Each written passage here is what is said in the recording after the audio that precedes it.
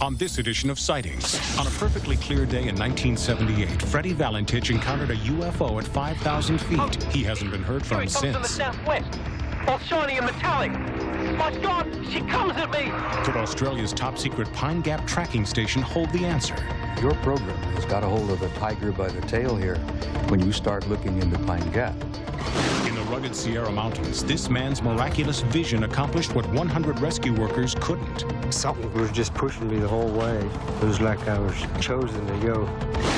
The Air Force says it's simply a research tool. Others say the military finally has the ultimate doomsday machine. It's got all the marks of Dr. Strangelove on it. Last summer, the kids who attend this grade school all claimed they encountered an alien. Why would 62 children lie?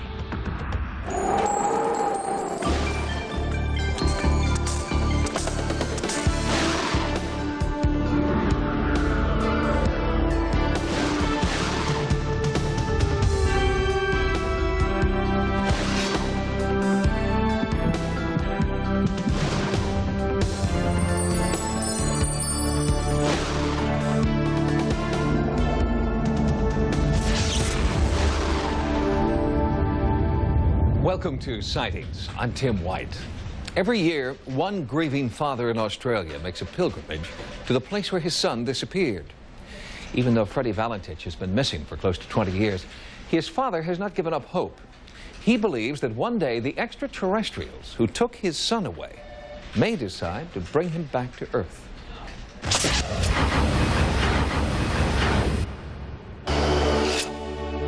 He was a 20-year-old pilot with the Australian Air Training Corps who took off on October 21st, 1978 and was never seen again. Freddie Valentich took off from Moorabbin Airport in Victoria, bound for Cape Otway on King Island. 45 minutes into the flight, the control tower in Cape Otway received an alarming SOS. Valentich was on a collision course with a strange craft he could not identify. According to the tower, the radar screen was clear. For 6 minutes, Valentich continued to insist that a UFO was approaching him at a high rate of speed. Then his radio went dead. Is there traffic below 5,000? No traffic. Traffic above me at 5,000? None. And none, repeat, none near your position and altitude. Tower, you must recheck. Above, now below me, a terrible brightness. Nothing. Nothing. And then he was gone. Fred Valentich and his airplane disappeared without a trace. He is considered legally dead by everyone but his father. 17 years after Fred's disappearance, Guido Valentich still makes an annual pilgrimage to Cape Otway, where he believes he lost his eldest son to a UFO. That particular day, I was supposed to be with my son on the airplanes, and I feel a little bit sorry that I didn't go, because in my mind I felt that if I would have been with him, perhaps, one would say, the situation could turn out slightly different. Why would a father return here every year on the anniversary of his son's disappearance and reflect on the possibility that his child had a close encounter with a UFO? Because, Guido Valentich says, knowing Freddie, it's the only explanation that makes sense. He was hardworking and honest, a straight shooter who knew how to fly. His future was to be a commercial pilot. He had about close to 200 hours flying. The last time I spoke to him was that morning, the 21st of October, at the breakfast table. And as he went out, I remember Dick was saying to me, you know, the last word he said, "Oh, it's got to be a beautiful day to fly today." Freddie's flight plan that warm, cloudless evening took him over the infamous Bass Strait, an area known as the Australian Bermuda Triangle. There had been other disappearances, reports of mechanical failures, and magnetic anomalies. But Valentich was the first pilot to ever report into the control tower that he was in the presence of a threatening UFO. His voice told the controller to take this SOS seriously. Tower, it is not an aircraft. Repeat, not an aircraft known to us. Unidentified vehicle is a green light at terminus of upper cylinder. Out of projection appears to be aluminium or some other light metal. Windows are unmistakable, and I see 4 other lights from the interior. No, not windows. Some other observation area. Tower, He's playing a game. The actual tapes of Freddy's communication with the tower were considered top secret, and Guido Valentich was allowed to listen to his son's last words only one time. Soon after, the tapes were erased. A version of the tape transcript was leaked to the media by anonymous airport personnel. Valentich gave a complete description of the type of the craft, the shape, the portholes, what it was doing, how it was buzzing him, circling him, going off at great speeds, disappearing, coming back. And he was in constant contact with the tower over this period of time until 7:14, when all of a sudden he said this was approaching him and bathed him in a green light, the plane and everything. And then there was a metal scraping sound, and he just disappeared off the face of the earth, the plane and everything. You believe me, Log? Sure do. We know it's Valentich. Thank you, Tower. In proceeding at a speed of 110, at the same course moving up to 4,000. Wait, engine faltering. I've got rough idling, she may cog. She's coming up from rear in tremendous burst. His green light is all over here. It's not an aircraft. Going up to 5,000, 6,000. Long wingless metallic tube spouting flame. I feel scorching. I feel... 229, 229, we hear something tearing. 229, 229, please reply. When the tower lost radio contact, a search plane was sent to the point of last contact, 12 miles off the coast of Melbourne. There was no sign of Valentich. They searched by air, by land, and by sea. But after 3 weeks, searchers had found nothing, and the operation was suspended. 21st of October, because it's one day which I can never forget. I like to go down to respect and study some of the area when this phenomena occurred, and I'll be able to see some strange thing perhaps on that particular day. Officially, there were no eyewitnesses to Freddy Valentich's disappearance nearly 20 years ago. But a small group of UFO researchers claim there were eyewitnesses working here, working for the United States government. This is the Pine Gap Research Facility, a tracking station located in the Australian outback. And according to researcher Robert Dean, Pine Gap knows more than it's willing to tell about Fred Valentich. They can track anything from a basketball-sized meteor. There's no question in my mind that the Pine Gap facility tracked that object. They were tracking Fred. They were tracking that object. God knows when the truth will come out. But I think Fred was grabbed. And I know Pine Gap must have monitored the whole damn thing because we monitor everything. According to Dean and others, the Pine Gap tracking station did much more than simply track the last moments of Fred Valentich's life. Did officials there have a hand in the death of an innocent man? More on this story when Sightings returns. Next, the Pine Gap connection to the disappearance of Freddy Valentich. The real secret behind it involves the alien reality and UFOs.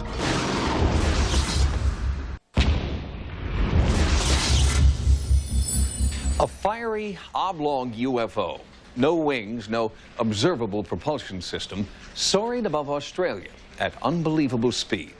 It was the last thing pilot Fred Valentich saw before he disappeared off the face of the earth. That was 17 years ago, and from that day to this, his father and a handful of dedicated researchers have searched for information about who or what was controlling that UFO.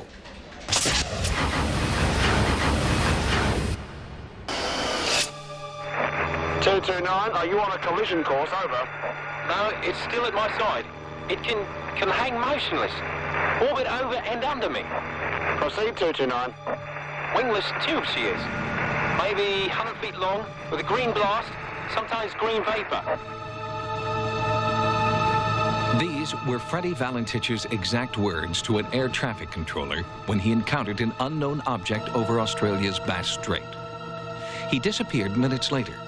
Now, a small but convincing group of researchers believe that Valentich's encounter must have been observed and was then covered up by a super-secret government tracking facility at Pine Gap, Australia. Anything that comes in from out there in space on the planet is immediately picked up, whether it's a meteor or whatever. If it's one of our own satellites, if it's something we don't know, immediately they pick it up, they monitor it, they photograph it, they track it. That's what Pine Gap does.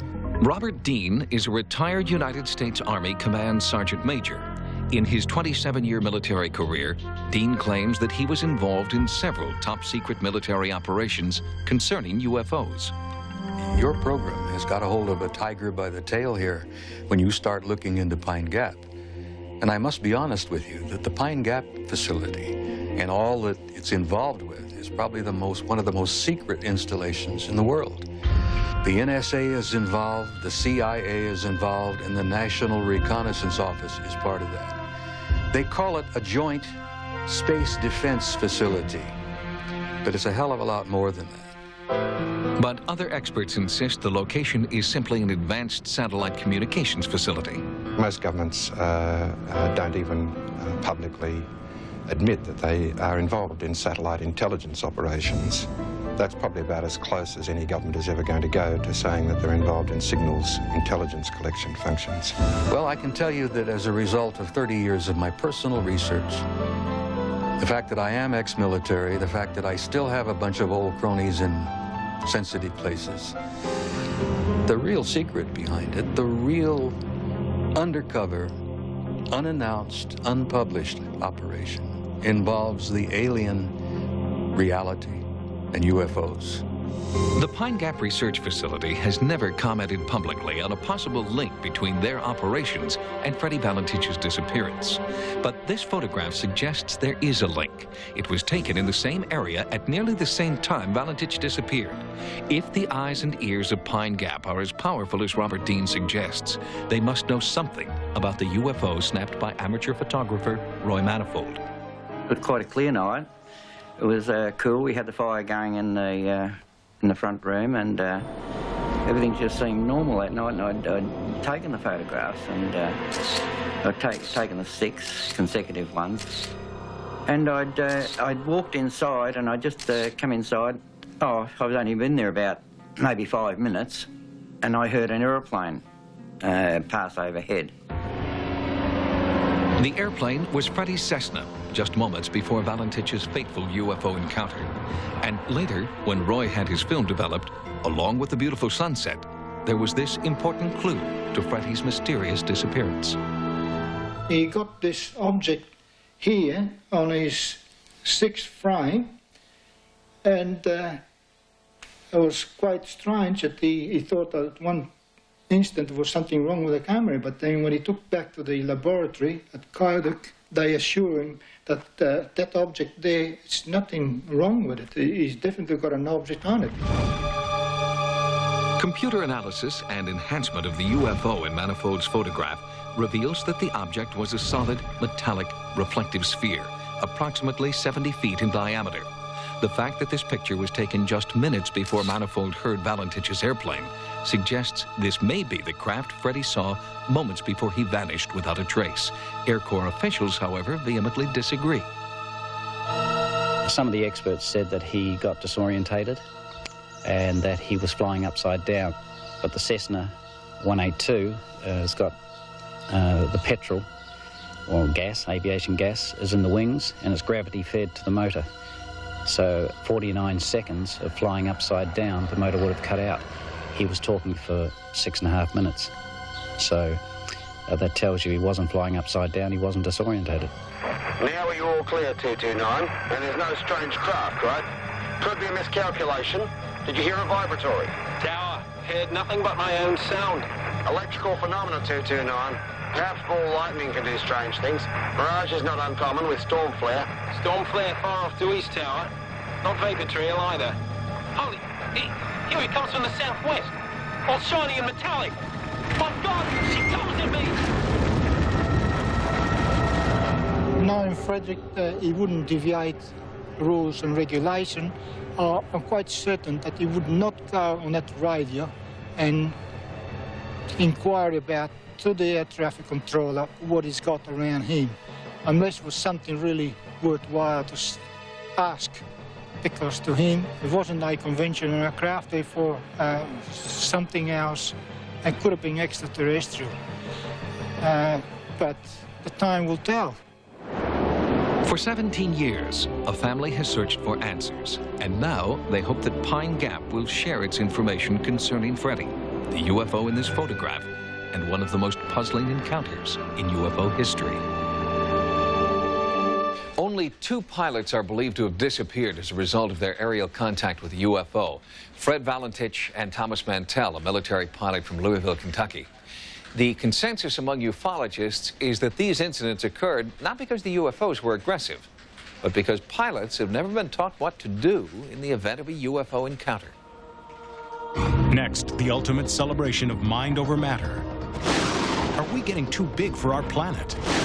Later, an extraordinary alien encounter in Africa.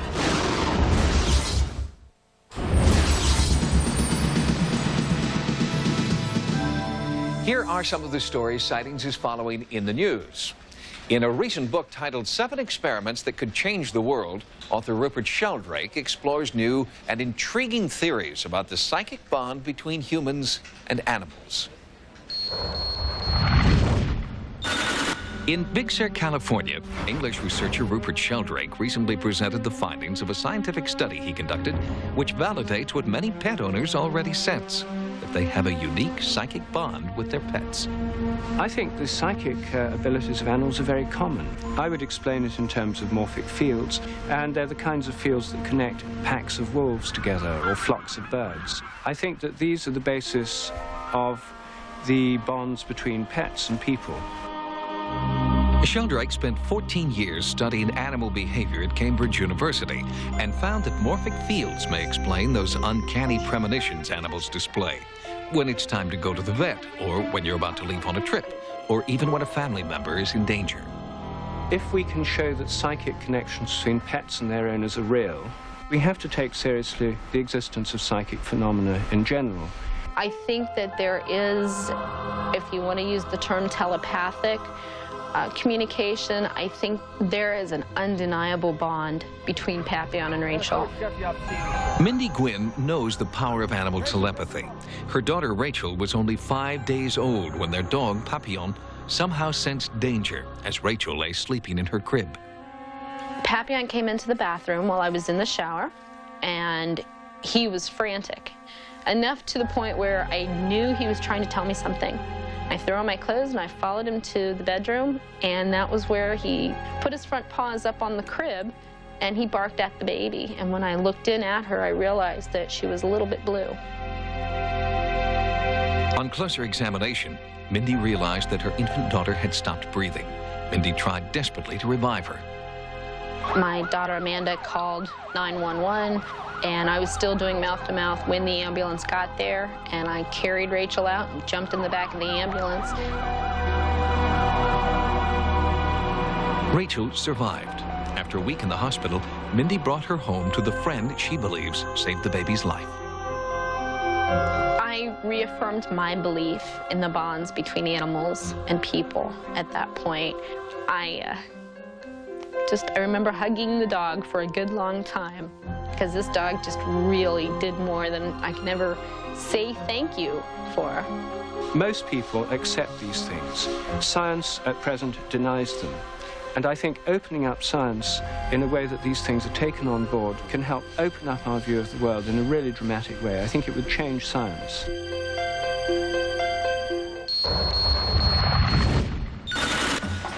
In Thailand, more than 5,000 people from around the world gathered for this year's Phuket Vegetarian Festival, an ancient tradition demonstrating the powers of mind over matter. Men from the area, believed to be spirit mediums, display a superhuman threshold for pain, walking over hot coals and piercing their bodies with an unbelievable range of sharp implements. Even close up, their faces display no signs of pain, not even a wince, as they endure piercing with 3-inch diameter bamboo poles. How is this possible? Dr. Joshua Prager, director of the UCLA Pain Medicine Center, believes it may be a result of the amazing mind-body connection. We now know that pain is not something that is just a sensation in a part of the body or parts of the body, but is actually an entire experience. Information that comes in has to pass through a gate, and that gate can be opened or closed by various phenomena. The mediums at the festival use self-hypnosis to will themselves into an altered state of consciousness, and such a state seems to act as a natural anesthetic against what would normally be excruciating pain. People who are having a religious experience are often very close to trance state, and so somehow they are teaching themselves, or they have the ability, when they work themselves up into the trance state, to close the gate. Dr. Prager believes that the ability to withstand pain varies from person to person based on their genetic predisposition.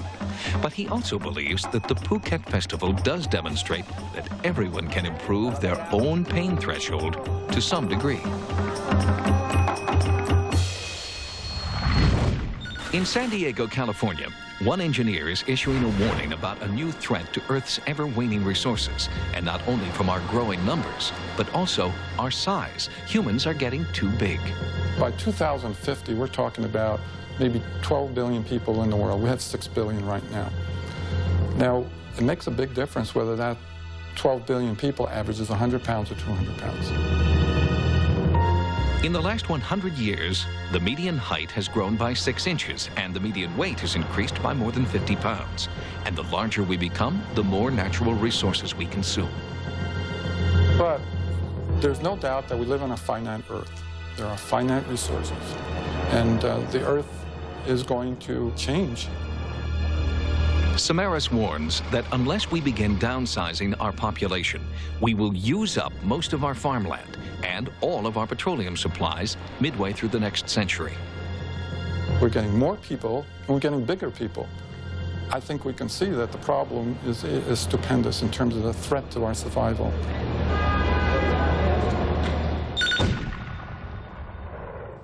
We'll have more stories from the news next time. Now, here's what's coming up on Sightings. When Millie McGregor was lost for 3 days in the High Sierra, this man saw it all from 100 miles away. He pointed right to the site. He said, she's right up on top of that mountain. Later, could this device end life on our planet?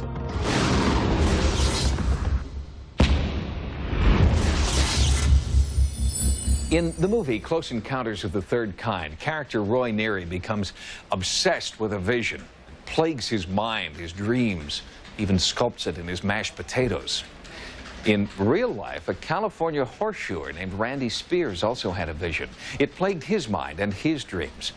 And as Sightings correspondent Carla Wold reports, when Randy pursued his vision, something very strange happened.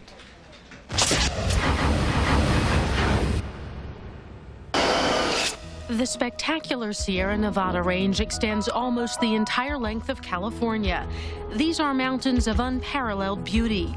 Along its rugged trails, you can easily find yourself lost in thought, or as even experienced hikers know, just plain lost. I love the mountains. I also love waterfalls and lakes, and I like to sometimes be by myself. Millie McGregor has been hiking and camping in these Sierras for much of her life. On the morning of September 4th, 1995, she set off on a simple day hike. She told her husband she'd be home before dark. She wasn't. After I was on the trail for several hours, I started having chest pain. Millie was dizzy and disoriented. She lost the trail and couldn't find her way down the mountain. The places I was going, they would run out, or they'd come into a big high canyon. It was real rough terrain. Millie's spirits and her water supply were running low. She was tired, frightened, and cold. When day turned to night, the temperature dropped below freezing. For search and rescue teams, it was a race against time. How extensive was the search? There were about 100 people involved, mostly volunteer units. There were about 50 mounted units, and the rest were foot units, motorcycle, tricycle, and dogs. After 3 bone-chilling nights, Millie was still missing. Search helicopters were equipped with infrared radar, but hope for her survival was dwindling. Millie's husband feared the worst. After 3 days and nights up there, I was just about ready to give her up, yeah. On day 3, over 100 miles outside the search area, horseshoer Randy Spears had a strange, haunting vision he did not understand. I just kind of flashed on search and rescue, and kind of pictured a hillside. And for some reason, my hand was in front of it. I was basically pointing, but I had my whole hand up. It wasn't until he got home that Randy learned of Millie's disappearance. His wife, Shelley, helped Randy in his search for the mountaintop in his vision. When I looked on the map, it just kind of all came back to me, that hillside, and it just struck me right then that I knew right where she was. So I just kind of decided I had to go. What did Randy say to you when he came home? He told me it was somebody's grandma, and she was very cold, and she needed to be found. And he knew who she was, and they were wasting time. It wasn't just a nagging feeling. Randy dropped everything to pursue his vision. I generally don't like to skip out of work, but it was strong enough that I just canceled everything and went. Randy felt he had a job to do and convinced his best friend, Frank Smith, to join him in his quest. At 1:30 in the morning, they set off to find a woman they had never met. As we approached the area where the search party was taking place, it's like you could see the excitement on his face, or the seriousness, I don't know how to describe it, but he goes, that's where she is. She's on that hillside. She's on that mountain. And he held his hand up, and he goes, I don't know why I'm doing this. But behind his ring finger is on that mountain is where he said she was. At dawn, Randy and Frank saddled up their mules and rode to the rescue station. Randy revealed his vision to James Marks. Oh, I was a little taken aback just because, I mean, here we all are, 100 people. We've been there for 3 days, and here comes someone who just says, I'm very, very determined, saying, I know right where she's at, and I'm going to go get her. Did he actually point out to you where he thought he'd find Mildred? Oh, exactly. He pointed right to the site. He kind of framed it in with his hands, and he said, she's right up on top of that mountain.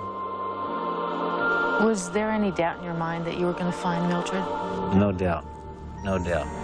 Absolutely none. They didn't have the same map that Randy had. All the way up the mountain, Randy never wavered from his mysterious internal map. Something was just pushing me the whole way. It was like I was chosen to go. Incredibly, Millie McGregor, exhausted and close to dehydration, was also being drawn to the top of the mountain. I don't know how much longer, that I'm going to be able to do this, so I thought, I had a notion when I got to the top. For some reason, I thought there would be somebody there. How long was it that you were sitting there before you saw this mirage coming towards you, these two men on mules? I don't think it was more than 5 minutes. I couldn't believe it. She just walked right out. We just run right into each other. Randy signaled to Frank that his vision quest was over. Millie was finally in safe hands. Rescue 6 affirmative. She was just brought into camp by one of the horse teams. She's in good shape, and this has got a happy ending. As they rode into the search area, everyone just kind of looked at them and they were stunned. I don't think they could believe that he actually had them. Millie was escorted to a waiting ambulance. Her heroes disappeared before Millie's family could thank them. I feel very well and very thankful. You give me back my wife. No. What can you say to a fella to give your partner back to you, Thanks doesn't seem to be enough.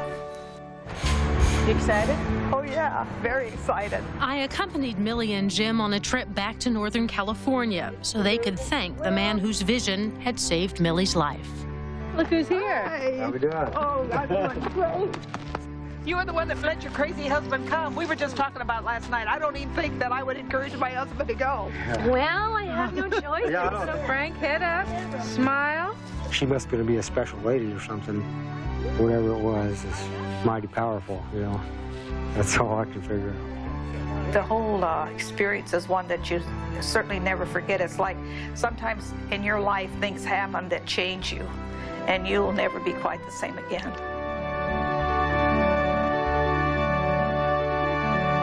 Mildred McGregor also told Carnival that she wants to start hiking again, but she's made a promise to her family that she won't go hiking alone. Next, it's called HAARP, and one of the things it's designed to do is burn holes in the ionosphere. We're worried about the ozone layer. The ozone layer is nothing compared to what HAARP can do.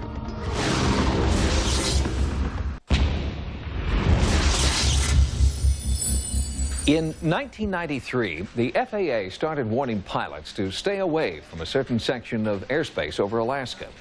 The U.S. government was experimenting with a new breed of high-altitude electronic technology that was significantly altering the Alaskan airspace. The experiments continue to this day, and critics are warning that this project could have global effects that will destroy our planet.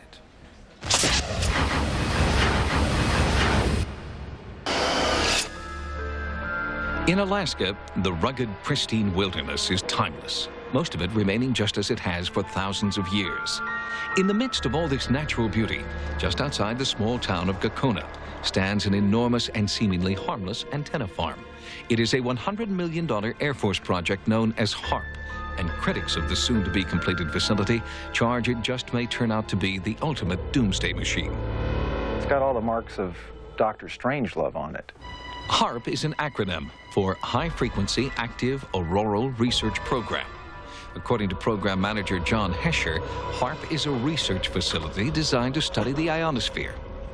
All the military have communications, surveillance, navigation systems whose paths either traverse the ionosphere or reflect from it. And so we need to be very careful about what we know about it and how we study it. What we're interested in is what is the effect of a large input of energy on the ionosphere.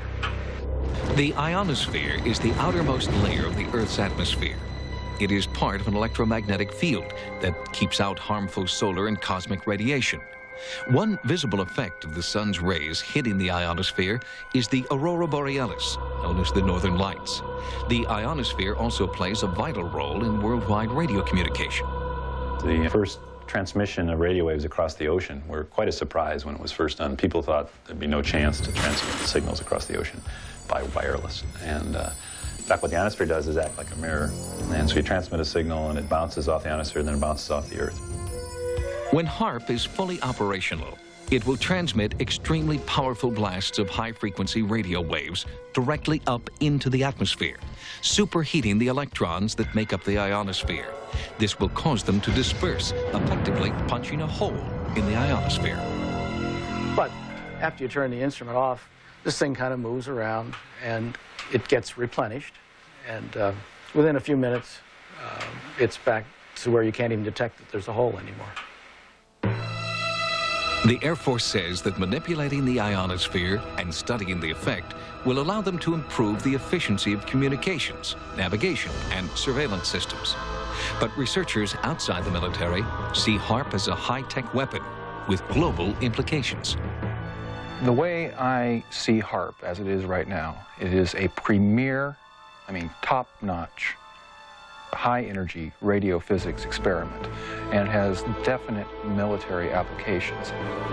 Journalist Mark Farmer lives in Alaska and has written about the potential impact of HARP for both Jane's Defense Weekly and Popular Science magazine.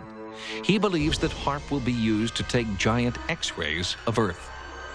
Earth-penetrating tomography is a technique using extremely low-frequency radio waves. Today in geophysical probing, scientists will use explosives or a machine that thumps the ground to produce these waves, but HARP will stimulate the auroral electrojet to make an antenna thousands of miles long that will emit these ELF waves. Farmer's research indicates that the extremely low-frequency waves would be capable of penetrating several kilometers into the Earth, ferreting out nuclear storage facilities and other underground military installations. This is producing surveillance systems able to detect stealthy cruise missiles and aircraft. These are systems that will enable us to communicate at higher data rates and at greater distances with our ballistic missile submarines. While the Air Force insists HARP is not an offensive weapon and is necessary for continuing national security, Alaskan native Nick Begich proposes a different scenario in this new book. The things that we found in other Air Force documents, one in particular was a document put together in '82. The document was called Low Intensity Conflict in Modern Technology, with a foreword by none other than Newt Gingrich.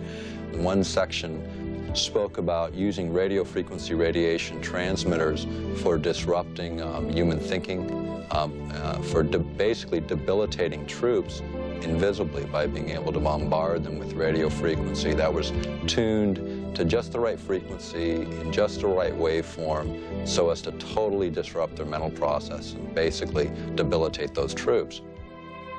Because of HAARP's potential to disrupt the Earth's magnetic field, many observers are concerned that it will damage the biomagnetic sensors that migratory animals like salmon and birds depend upon. Anything that HAARP can do to the magnetic field is orders of magnitude smaller than the natural variations of the Earth's field. So I would have to say, no, there's nothing we can do to affect the salmon. But what generates the most concern by far is HAARP's ability to tamper with and punch holes in the ionosphere. The thing that one of the Air Force documents points out is that they want to use this heater to create enough energy in the ionosphere to get a runaway effect up to the next stabilizing level, whatever that might be. It's precisely whatever that might be that worries Dr. Patrick Flanagan, a physicist who believes the ionosphere is extremely fragile. The ionosphere is a chaotic system that is on the edge of instability. So the trigger point for HAARP would be that energy and that frequency which throws the ionosphere into chaos. In other words, it would be that point which throws it over the edge. For example, it is believed that a hole in the Earth's ozone layer has caused an increase in infrared radiation, contributing to the melting of the polar ice caps and forcing New Zealand children to wear protective clothing to school. Flanagan and others believe the potential danger from a hole in the ionosphere is much greater. It could create a change in the ionospheric shield that protects us from cosmic radiation. We're worried about the ozone layer. The ozone layer is nothing compared to what HAARP could do. You know, we're worried about ultraviolet light. That's just a very harmless ray compared to some of those energy streams or particles that are coming from outer space that are being deflected by this natural shield around the Earth. And this is what HAARP wants to play with. Critics worry that HAARP has been placed in the hands of too few, and that international debate is necessary to fully explore all the potential dangers that this project may soon unleash, a proposal in which the Air Force has shown little interest to date. Once we open this box, and it is a veritable Pandora's box, we're not going to be able to close it. And of course, once you acquire a technology, you want bigger and better aspects of it. And then we come into the questions of whether or not, if we go big, if we go better, if we're going to cause damage to our planet. Proponents of HAARP insist the danger has been grossly exaggerated. The project continues to move forward as scheduled and will be fully operational by 1997. Next, they started an international controversy with their story of extraterrestrial contact at a remote African school. I have seen what I've seen.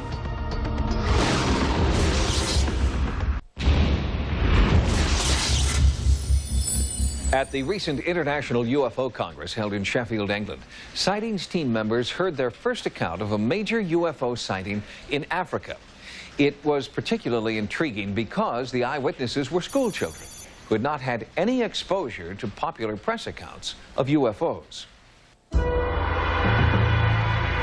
On September 14th, 1994, something flashed through the sky in southern Africa, alarming a few and confounding everyone.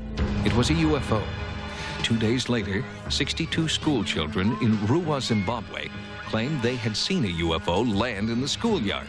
It was dismissed as fantasy until one UFO researcher began insisting that the children were telling the truth. This object landed with the 3 or 4 things beside it, and then a door opened, and this little man got out and had on a black suit. Cynthia Hind is one of Africa's leading ufologists. She interviewed the children the day after their encounter and had them draw pictures of the strange visitors they had seen. They were very slim, the suit was black, but it was the eyes that was frightening. In 1995, Hind brought worldwide attention to the Ruwa children when she presented their case at the 8th International UFO Congress in Sheffield, England. Why don't they try and form some sort of panel, not necessarily Americans, it could be United Nations, to check out these stories? Why would 62 children lie? In Ruwa, a few weeks after the conference, a full on-site investigation began under the direction of Harvard professor of psychiatry, Dr. John Mack, who is now producing a documentary film about the Ruwa encounter.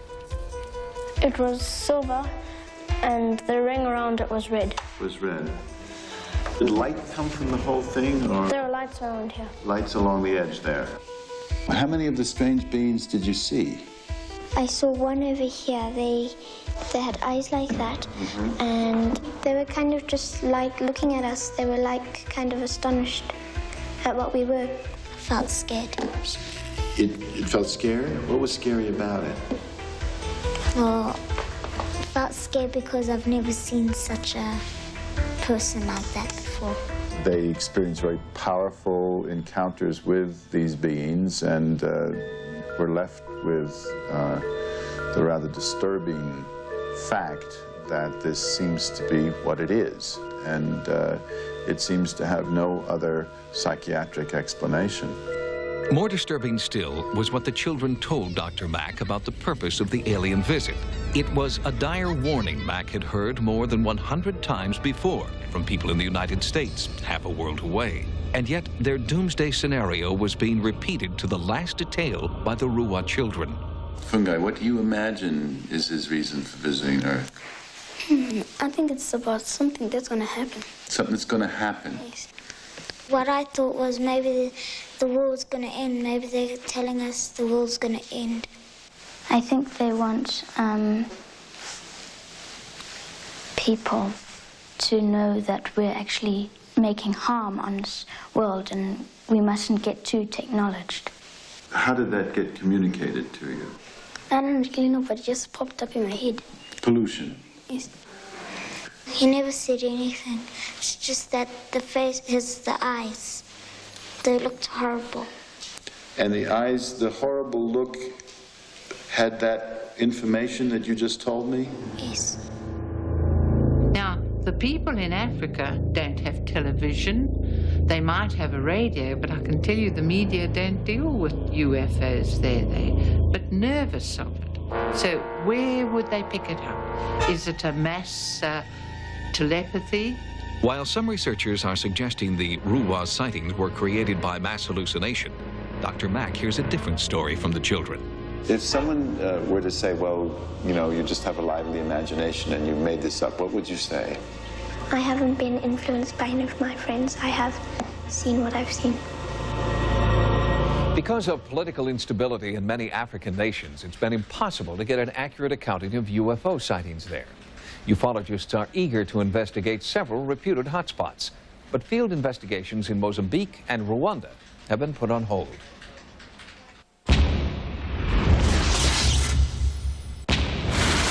Ghosts, UFOs, the unexplained, dramatic stories of the paranormal from the files of Sightings, a new paperback book available now wherever books are sold, from Fireside Books. Until next time, remember, no mystery is closed to an open mind. For Sightings, I'm Tim White.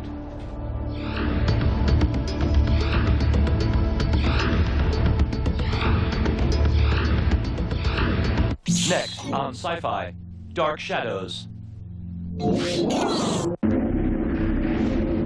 Tonight on Farscape, Chiana goes to the extreme. I want to jump.